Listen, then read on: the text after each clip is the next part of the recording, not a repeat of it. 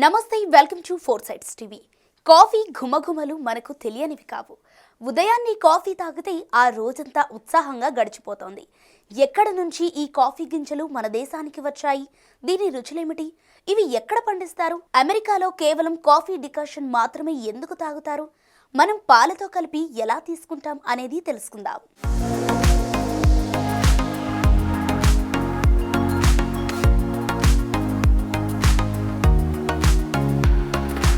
Coffee పుట్టింది ఇథియోపియాలో. దానిని అక్కడ క్వాహ్వా అని పిలుస్తారు. కాఫీ గింజలను అరబ్ వాణిజ్యకారులు భారతదేశానికి తెచ్చారు. దక్షిణ భారతదేశం, శ్రీలంకలో సేద్యం చేశారు.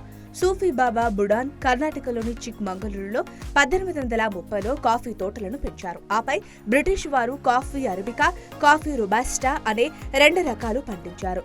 కాఫీ అరబికను కొండలపై పెంచుతారు. కాఫీ రొబాస్టా ఆఫ్రికా నుంచి వచ్చిందని చెబుతారు. దీనిని పల్లపు ప్రాంతాల్లో పండిస్తారు. మనం కాఫీ డికాక్షన్ లో చిక్కటి పాలను కలిపి తాగుతాం. అదే అమెరికాలో అయితే బ్లాక్ డికాక్షన్ మాత్రమే తాగుతారు. తమిళనాడులోని కుంభకోణం ప్రజలు కాఫీని చాలా ఇష్టంగా తాగుతారు. ఇక్కడ దొరికే కాఫీ గింజలకు మరేది సాటి రాదన్నది వారి వాదం.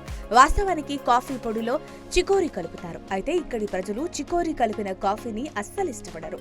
వీరంతా డిపార్ట్మెంట్ స్టోర్స్ కి వెళ్లి కాఫీ గింజలను కొని గ్రైండ్ చేసుకుంటారు. చికోరీ మొక్క వేర్ల నుంచి చికోరీని తీస్తారు. ఇది కాఫీ రుచిని కలిగి ఉన్నప్పటికీ దీనిలో కెఫెన్ ఉండదు. దీనిలో పోషక పదార్థాలతో పాటు బ్లడ్ షుగర్ను, మలబద్ధకాన్ని తగ్గిస్తుందని అధ్యయనాలు చెబుతున్నాయి.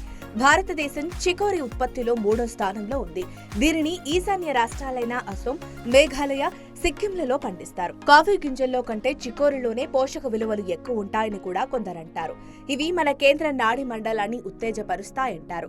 ఏపీలో అరకువ్యాలో పండించే అరబికా కాఫీకి చాలా మంచి పేరుంది. దీనికి దేశ వ్యాప్తంగానే కాదు, ప్రపంచ వ్యాప్తంగా పేరు ప్రఖ్యాతులు తెచ్చుకుంది.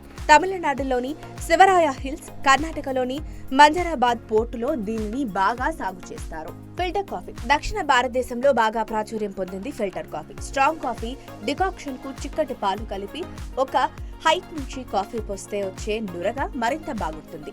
బెల్లం కాఫీ బాగా వేయించిన కాఫీ గింజలను పొడి చేసి నీళ్లలో మరిగించి దాల్చిన చెక్క, కాస్త అల్లం, యాలకులు వేసి నల్ల బెల్లం కలిపితే వచ్చేదే బెల్లం కాఫీ.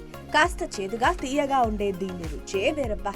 సొంటి కాఫీ ఇది తమిళనాడులో బాగా ఫేమస్. ఆరోగ్య ప్రధాయిని కూడా. ఇది కూడా వేయించిన కాఫీ గింజల పొడిని నీళ్లలో మరిగించి మిరియాలు, ధనియాలు, లవంగాలు వేసి కాస్త తాటి బెల్లం కలిపితే పర్ఫెక్ట్ మూలికల పానీయంగా మారుతుంది. దీంతో దగ్గు, జలుబు తగ్గుతాయి. వర్షాకాలంలో ఇది బాగా ఉపయోగపడుతుంది. తండూరి కాఫీ మీరు తండూరి టీ గురించి విని ఉంటారు, కానీ తండూరి కాఫీ గురించి విని ఉంటారు. దీన్ని మట్టి గ్లాసులు లేదా చిన్న మట్టి పాత్రల్లో దీనిని సప్లై చేస్తారు. మట్టి కుండలను బాగా వేడి చేసి వేడివేడి కాఫీని దానిలోకి వంపుతారు. దీని నుంచి వచ్చే వాసన అమోఘంగా ఉంటుంది. ఒక్కసారి తాగితే మళ్లీ మళ్లీ కావాలని అడుగుతారు. తాటి బెల్లం కాఫీ వాస్తవానికి చెరుకు నుంచి వచ్చే బెల్లం కంటే తాటి చెట్ల నుంచి తీసే బెల్లం ఆరోగ్యానికి చాలా మంచిది. వేడివేడి కాఫీ డికాక్షన్ లో తాటి బెల్లం కలిపి తీసుకుంటే జలుబు, దగ్గుతో పాటు ఒళ్ళు నొప్పులు కూడా తగ్గుతాయి.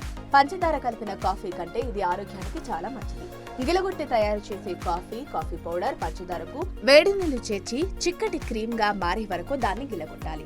వేడి పాల పైన దాన్ని వేసుకుని తాగాలి. తాగి చూడాల్సిందే, కానీ దీని రుచి చెప్పతరం కాదు. ఇది చల్లటి పాలలో కూడా బాగుంటుంది. ఇన్ని కాఫీల గురించి తెలుసుకున్నాక మీకు కాఫీ తాగాలనిపిస్తోందా?